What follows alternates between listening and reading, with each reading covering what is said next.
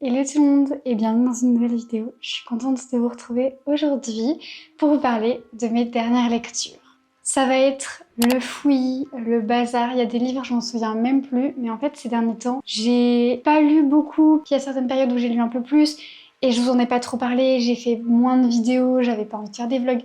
Donc je me suis dit que ça pouvait être sympa de tout mettre comme ça ensemble, sachant que je vais essayer de les classer de la moins bonne à la meilleure. J'aime bien faire ça, ça m'amuse. Il y a 13 livres, donc on commence tout de suite. C'est parti.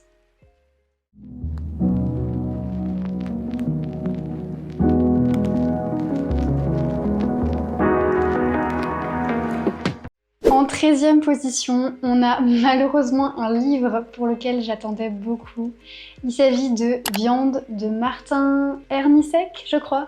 Je l'ai déjà plus, hein, je m'en suis déjà débarrassée. C'était trop pour moi. Le principe avait l'air grave sympa. C'est une société dystopique dans laquelle on ne mange plus d'animaux puisqu'il n'y a plus d'animaux sur Terre. Du coup, on mange des êtres humains. Donc tout l'aspect horrifique, cannibale et tout, il est là à 100%. C'est quelque chose que j'aime bien lire. Et je m'étais dit que ça allait pas mal remettre en question la manière dont on consomme la viande. C'est une société qui fonctionne sur beaucoup d'inégalités, donc c'est très très dur de se procurer à manger et les gens ne mangent vraiment que ça, de la viande.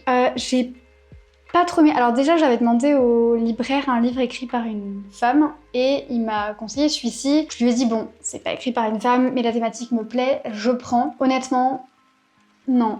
On suit un personnage qui, pour le coup, manque cruellement d'empathie, et ça, c'est assez bien fait, sachant le monde dans lequel il a grandi, je trouve ça 100% logique. Mais ce que j'ai détesté, finalement, c'est aussi, je pense, la vision du monde qu'a l'auteur. Il faut garder en tête que ça a été écrit dans les années 70, je crois, peut-être 80, donc on peut à la limite lui donner le bénéfice du doute, mais dans les années 70-80, Octavia Butler, Tanit Lee, Christine Renard, elles arrivaient à écrire des bangers qui n'étaient pas sexistes en fait. Pourquoi je vous dis que c'était sexiste? Déjà, il faut attendre la page 50 pour voir l'apparition d'une femme. Ensuite, à la page 70, une seconde femme essaie d'agresser notre personnage principal pour lui voler sa viande, sauf qu'il est en mode trop facile de la défoncer parce que de toute façon, les femmes sont faibles. Et en fait, je capte que ton personnage puisse penser ça, mais il faut que toi, en tant qu'auteur, tu nous montres que c'est pas ce que tu penses. Parce que sinon on va commencer à y croire. Ensuite, il y a plusieurs moments où il nous dit à quel point les femmes sont faibles et à quel point elles peuvent pas survivre dans cette société. Je suis désolée, hein, mais si toi, blaireau, qui a rien mangé depuis 3 jours, t'arrives à tuer quelqu'un, je vois pas pourquoi une femme ne s'en sortirait pas aussi, hein, loustique. On a nos règles, je veux dire, on connaît la douleur à un moment donné. Tu n'es pas le seul à souffrir, merci. Il y a un moment plus loin dans le livre où il rejoint une communauté et il y a une meuf. Et elle a l'air plus jeune que lui, et en fait dès le début je me suis dit oh non, je le sentais venir. À un moment donné elle est en train de pleurer parce qu'elle est triste et il est en mode je remarquais le mouvement de ses seins qui n'étaient pas petits. Et déjà je suis en mode mais comment ça t'es fasciné par les seins que quand ils sont gros, de 1. Et ensuite, au lieu de dire ils étaient gros, tu dis ils étaient pas petits, tu te donnes un style, c'est pas possible. Et donc, je vous le donne en 1001, mais il viole cette jeune fille. Et ensuite, il la mange. Alors, pour le côté c'est un gros sociopathe, je capte, mais il faut vraiment arrêter de mettre le viol partout, en mode haha, regardez, c'est trop un livre d'horreur. Moi j'aime bien quand, à la limite, si vous voulez mettre des scènes de rapports non consentis, c'est ok, très bien, mais il faut que ça serve vraiment le propos. Par exemple, j'ai été voir au cinéma il y a pas longtemps le film Obsession, qui est un film d'horreur, et dans lequel il y a une scène comme ça. Elle sert le propos. Elle est là pour te déranger parce qu'elle sert le propos, pas simplement en mode c'est de la torture, regarde, c'est horrible. Je sais pas si vous voyez la distinction que je fais, mais il y a une réelle distinction. Franchement, j'ai pas trop aimé tout le traitement général. Je capte la société dystopique et tout.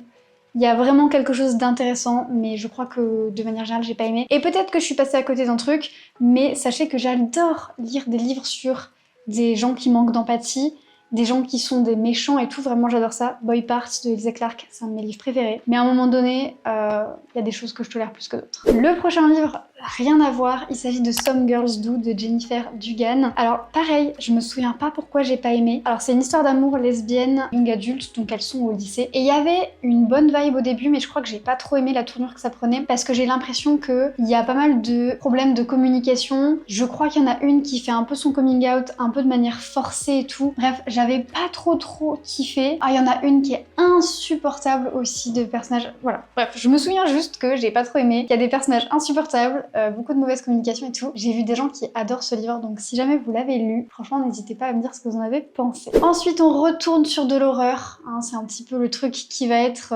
assez présent, il n'y a pas que ça mais il y en a pas mal, avec Paradise Rot de Jenny Val, je ne sais pas comment on le prononce. Je l'ai lu en anglais mais le texte de base était en norvégien donc j'ai pas lu la version originale mais il n'est pas traduit en français je crois. C'est un livre que j'avais vu recommander en mode horreur plus lesbien et donc j'avais envie de lire de l'horreur avec des personnages lesbiens, lesbiennes, donc j'étais assez contente, sauf que je me suis grave ennuyée pendant ce livre. Basiquement, on suit une fille qui vient d'arriver de Norvège, qui débarque en Angleterre et qui doit trouver une colocation. Elle galère à trouver une coloc et elle finit dans une coloc qui est assez bizarre, qui est assez insalubre, avec assez peu d'intimité, avec une autre meuf qui est trop chelou. J'aime trop l'ambiance, mur en décomposition, champignons dans la salle de bain, pas assez d'intimité. La dose de pipi qu'il y a dans ce livre, c'est insensé. Pour le coup, ça m'a pas dérangé plus que ça, je veux dire, j'ai pas un kink particulier pour l'horreur sur le pipi, mais soit. Mais là, au bout d'un moment, trop, c'est trop. Je comprenais pas où ça allait, je comprenais pas ce qu'on essayait de nous dire. J'aimais bien l'ambiance par moments et à d'autres moments, j'étais juste en mode « qu'est-ce que je suis en train de dire ?» Donc, je pense que je suis passée à côté. Je pense que c'est le genre de livre où soit tu adores parce que tu captes un espèce de sous-texte, parce que ça et ça te fait penser à tel truc et tu trouves que c'est intelligent pour telle création de personnage, soit tu passes clairement à côté. Je trouvais que les personnages manquaient de profondeur, j'ai pas compris où on allait, je trouvais que tout était trop en subtilité, au bout d'un moment rien n'est dit, donc malheureusement ça ne l'a pas fait pour moi. On passe maintenant aux 3 étoiles. Donc là, c'est que j'ai quand même pris du plaisir, il y a quand même eu un moment où je pensais que ça allait le faire et finalement non. Et le premier, c'est un livre dont j'attendais beaucoup, c'est The Starving Saints de Kathleen Sterling. On est dans de l'horreur et on a aussi des personnages lesbiens. L'histoire se déroule dans un château qui est assiégé, dans une espèce de Moyen-Âge fantasmé, un petit peu imaginé, et on a 3 personnages principales différentes. Et un jour vont arriver des divinités, on ne sait pas d'où elles sortent, ni qui elles sont vraiment, mais tout le monde tombe sous leur charme et elles ont de la nourriture à n'en plus finir.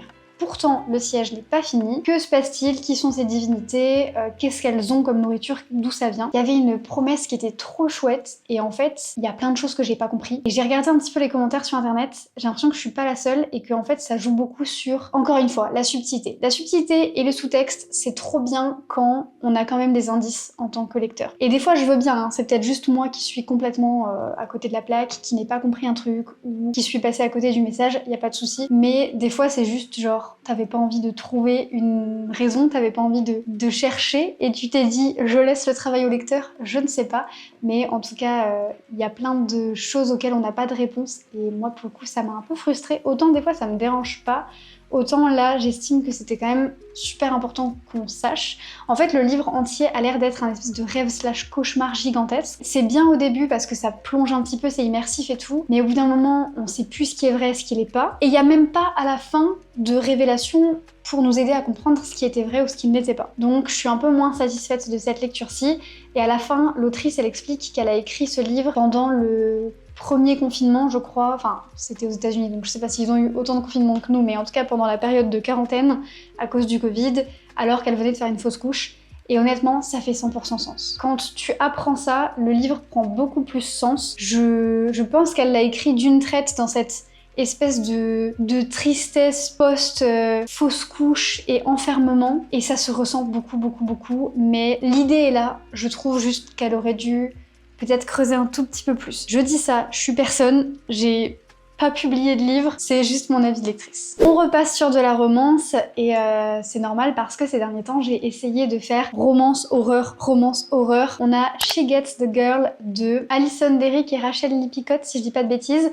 Ce sont 2 autrices qui sont mariées. Je trouve ça absolument adorable d'écrire une histoire d'amour avec ton conjoint ou ta conjointe. J'adore l'idée. On est à la fac et on suit 2 meufs qui sont assez différentes. La première, elle a un peu tout quitté, elle a pas trop d'attachement s'attache, sa mère est alcoolique, elle a pas trop de copines ou quoi, elle est un peu seule. Et la deuxième, elle est super timide, elle a jamais été loin de sa mère très longtemps, et là elle est en mode ok, je vais me faire de nouvelles amies. Et elle crush de fou sur une meuf, sauf qu'elle a jamais été lui parler parce qu'elle est méga timide, et les deux vont essayer de s'entraider pour atteindre leur but. Franchement, j'ai bien aimé, les personnages sont cool, il y a des moments qui fendent le cœur et tout, mais le truc qui m'a un peu forcé, il y a deux trucs qui ont fait que pour moi c'était pas un coup de cœur ou quoi. Primo, le happy ending il arrive trop tard et ça me saoule un peu. Et ensuite, le genre d'histoire qui se base sur je crush sur cette personne, est-ce que tu peux m'aider? Oui, je vais t'aider, et en fait pendant le processus tu te rends compte que t'es amoureux de la personne qui t'aide. J'aime bien, pas de problème. Mais est-ce qu'on pourrait éviter de jouer avec les sentiments de crush numéro 1? Parce que il y a des livres où c'est bien fait et genre la meuf se rend compte qu'elle est pas amoureuse de son crush assez rapidement avant que le crush ait fait un move ou quoi que ce soit. Mais là pour le coup dans She Gets the Girl, j'ai été moins convaincue et j'étais en mode non mais il y a des gens qui souffrent en fait de ce que vous faites. J'ai quand même bien aimé, j'ai quand même passé un bon moment, c'était choupi. Et si jamais ça vous intéresse, il a été traduit, ça s'appelle Toi plus moi. Je sais plus trop, mais il y a un truc genre Toi plus moi. Mais la couverture est exactement la même. On passe aux livres qui sont notés 4 étoiles, et le premier c'est 2 secondes d'air qui brûle de Tiati Diallo. J'adore ce livre qui en a parlé et ça m'intéressait pas mal, ça se passe en banlieue parisienne, il y a une ambiance très petit village et assez festive et tout le monde se connaît. C'est beaucoup des gens qui sont issus de l'immigration, qui sont dans des situations précaires et qui subissent beaucoup de contrôles de police pour des raisons qui sont extrêmement injustes et racistes. Sauf qu'un jour, il y a un contrôle de police qui dégénère et il y a l'un des jeunes du quartier qui est tué. Et on a un peu le avant et le après et ce que ça fait comme étincelle. Mais justement, l'ambiance très festive du début du livre, où tout le monde se connaît et où on est là avec les potes à faire des petits barbecues, à aller boire des coups, et la mère de un tel, elle te connaît aussi, etc. C'est hyper agréable et justement, ça casse un peu le côté très misérable, pauvre et un peu cracra qu'on peut avoir de la banlieue en mode ah non c'est sale, ils sautent dans la Seine comme des goujats. Vous voyez ce que je veux dire? Je trouvais ça super bien fait et puis après ça fait monter la tension, il y a cette grosse injustice et on change encore de registre avec Fragment d'un dieu mourant de Jonathan Brie. Ce livre est super poétique déjà dans son écriture mais aussi dans le concept je trouve et ça j'ai adoré. C'est un monde dans lequel la météo elle est régie par les émotions du roi et le roi il a un garde royal qui se trouve être son amoureux sauf que le roi actuel va super mal, donc forcément la météo va super mal. Mais à un point où c'est catastrophique, il y a des gens qui en meurent, le monde il est au bord de sa fin. Donc on a ce chevalier qui part en quête d'une déesse pour sauver son royaume, mais également et surtout pour sauver son amoureux. Je trouve que c'est super beau. Au fur et à mesure de son avancée, on a des souvenirs de leur histoire, de leur relation. C'est giga poétique, c'est doux. On a l'impression de vivre un rêve. J'ai vraiment adoré. J'ai adoré. Je trouve que c'était peut-être un peu trop contemplatif pour moi. Genre, il y a des moments où j'étais plus trop dedans, plus trop dans le récit. Mais il faut dire que je l'ai lu au tout début de ma panne de lecture parce que j'ai eu une énorme panne de lecture. Mais vraiment, je vous le recommande, il est super doux, super poétique, hyper touchant, mais vraiment hyper touchant et très original. Le livre suivant, il est écrit par Adiba Jaigirdar et c'est La guerre du henné. Je l'ai lu en anglais, mais il a été traduit il y a quelques années. J'avais déjà lu un livre de cette autrice qui est Annie and Issues Guide to Fake Dating. Lui, je sais pas s'il a été traduit, mais il était grave choupi, j'avais trop aimé. Et donc là, je cherchais une romance young adulte et on m'a conseillé les livres de cette autrice. Donc comme j'avais déjà lu Annie et Issues, j'ai lu celui-ci. Il est très cool aussi. J'ai préféré Annie et Issues pour une raison que j'arrive pas à expliquer. Je pense que dans Annie et Issues, on a les deux points de vue des deux meufs et dans La guerre du henné, on a qu'un point de vue et je pense que c'est pour ça que j'ai préféré Annie et Ishu. Mais franchement, La guerre du henné, c'est vraiment cool. On suit une jeune fille bengalaise qui vit en Irlande et qui est lesbienne. Et au début du roman, elle fait son coming out à ses parents qui refusent en bloc. Le livre est assez triste. Il aborde des thématiques qui sont pas faciles. Au début, je me disais, punaise, je voulais le lire pour avoir un truc un peu léger. Et en fait, c'est hyper triste. Ça parle beaucoup d'homophobie, ça parle de racisme et d'appropriation culturelle. Moi, j'adore pleurer quand je lis. Vraiment, j'adore ça. Les livres qui me font pleurer, vous pouvez être sûr que je vais leur donner plus de 4 étoiles en général. Là, c'était pas ce que je voulais lire, je voulais un truc un peu plus frais, un petit peu plus positif. En tout cas, le livre était super cool, j'en ai un trop bon souvenir. Il aborde des thématiques qui sont super intéressantes, comme je vous disais, l'appropriation culturelle. Non, vraiment, je vous le recommande vraiment si vous aimez les livres young adultes, les romances. On passe maintenant sur les livres auquel j'ai donné 5 étoiles. Et le premier, c'est une relecture, Le Petit Prince de Antoine de Saint-Exupéry. Avec mes élèves, j'ai travaillé un extrait du Petit Prince et je me suis dit, tiens, ça me donne envie de le relire pour la millionième fois. Hein. De toute façon, c'est un livre qui est hyper facile à relire, qui est très court, qui est écrit très gros, les chapitres sont minuscules. Vraiment, c'est le livre facile à lire quand on n'arrive pas trop à lire. Et en plus, c'était à une période où ça faisait déjà un mois que j'avais pas trop lu, que j'avais une énorme panne de lecture. J'avais envie de lire, c'était même pas ça le problème, hein. Vraiment j'avais envie, c'est juste que j'arrivais pas à me concentrer sur mes lectures. Mais l'envie elle était là. Voilà, honnêtement, j'ai rien à vous dire de plus sur Le Petit Prince que vous ne sachiez probablement pas déjà. C'est une relecture chouette, j'en tire des choses intéressantes à chaque fois que je le lis. Voilà. J'ai ensuite relu un livre que j'avais lu en anglais il y a 2 ans je crois. Là je l'ai lu en français parce que j'ai appris après qu'il avait été traduit et si j'avais fait mes recherches correctement avant, je l'aurais lu en français tout de suite je pense. Il s'agit du recueil de nouvelles Son corps et autres célébrations de Carmen Maria Machado, qui est une autrice dont j'avais déjà lu un livre, Dans la maison rêvée, qui parlait de la relation toxique qu'elle avait vécue avec son ex. Et ce livre m'avait bouleversée, j'avais adoré. Et j'avais beaucoup entendu parler du recueil de nouvelles. Je suis pas très recueil de nouvelles, j'ai un peu du mal. Pendant ma première lecture, c'était très compliqué parce que déjà, il y avait le côté c'est en anglais, je suis pas fan des nouvelles, mais j'avais un sentiment qui était trop cool à la fin du livre, j'avais trop aimé, j'en avais un souvenir trop positif. Pendant 2 ans, j'ai repensé régulièrement à ce livre, et donc là, je me suis dit, meuf, t'arrives toujours pas à ouvrir un nouveau livre, fais une énième relecture et ça sera très bien. Et donc j'ai relu ce recueil de nouvelles, j'ai adoré. Les nouvelles que je préfère sont toujours les mêmes. Inventaire, c'est vraiment ma préférée. Dans l'ensemble, je trouve qu'on peut quasi tous y trouver son compte et j'ai vraiment aimé. Je pense que j'ai plus aimé à ma relecture qu'à ma première lecture. Ensuite, toujours une relecture parce que décidément j'étais sur ma lancée, je ne faisais que ça. C'est Lettre à toi qui m'aime de Juliette Evenot. En fait, j'ai voulu l'offrir à une copine pour son anniversaire parce que je me suis dit c'est trop le genre de livre qui peut lui plaire. Je me suis dit est-ce que c'est pas l'occasion de le relire? Je l'ai relu vraiment genre en une soirée. Le livre est super cool, il est écrit d'une manière qui est un peu originale sur la forme. Parfois il y a des jeux sur la mise en page et tout. Il y a des jeux sur les mots, sur la langue que je trouve poétique. Donc on est à la fois dans un registre qui est un peu familier et à la fois dans quelque chose qui parfois va être plus beau, plus lyrique. C'est un groupe d'adolescents au lycée et il y a un nouveau qui débarque. Le nouveau crush sur la meuf principale. Et la meuf principale, elle pense qu'elle crush sur lui aussi, sauf que en fait, au bout d'un moment, elle se rend compte que non. Et ça va parler de... ça va casser la dynamique amicale, que ça va être sa faute à elle, que c'est elle qui a pas répondu à ses avances. Le fameux livre qui m'a plongée dans une panne de lecture. Alors, je pense pas que c'est sa faute. Vraiment, c'est pas sa faute en soi. Mais c'est de lui que tout a découlé et il faut que j'aille vous le chercher parce que... bon, il y a aucun livre que je vous ai présenté en physique, mais celui-ci, il le faut parce que j'ai quand même acheté une édition qui est magnifique en anglais. J'ai lu le livre en français parce que je comprenais rien en anglais. Vraiment rien du tout. Il s'agit de Wuthering Heights de Emily Brontë, donc Les Hauts de Hurlevent, puisque moi aussi, je n'ai pas pu passer à côté de la hype grâce à la nouvelle adaptation. On n'est pas là pour en parler pendant des heures. Le fait est que j'ai pas été voir le film. Ça m'intéresse pas trop, je pense que je suis pas le public. J'avais commencé à le lire quand j'étais au lycée parce que j'avais fait de la littérature anglaise. Je l'avais acheté et en fait la traduction que j'avais, elle me plaisait pas du tout. J'ai lu une autre traduction après et ça s'est passé beaucoup mieux. Je pense que soit on est fan du film, soit on est fan du livre. Le dernier livre de cette liste est minuscule, mais pareil, je l'ai lu en plein milieu de ma panne de lecture et ça m'a fait du bien parce que je l'ai lu en une soirée. Laura, Lizzie et les Hommes Gobelins de Digli, Clémentine Beauvais et Christina Rossetti. En fait, c'est un ouvrage, vous l'avez peut-être vu passer parce que il me semble que quand il est sorti, moi je le voyais un petit peu sur les tables en librairie, mais je l'ai jamais lu et là, la sœur de l'une de mes meilleures copines le lui a offert et elle me l'a prêté. Et c'était vraiment chouette comme lecture. Christina Rossetti, c'était une poétesse anglaise et elle a écrit un poème qui est assez connu, qui s'appelle The Goblin Market. Il est assez connu surtout pour les gens qui ont étudié l'anglais, je pense, hein, que ce soit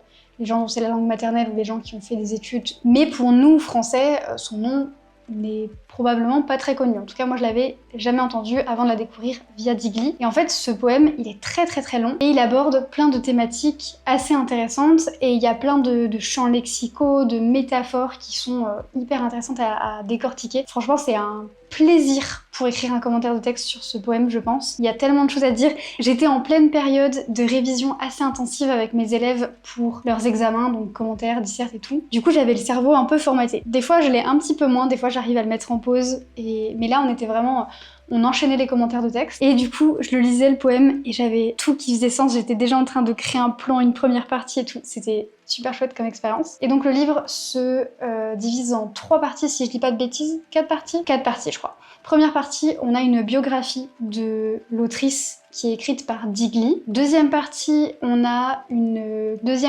toute une question sur la traduction par Clémentine Beauvais. Ensuite, on a le poème qui est traduit, donc par Clémentine Beauvais et illustré par Digli. Et ensuite, on a le poème en langue originale, donc en anglais. Et c'était super intéressant. Chaque page est méga intéressante.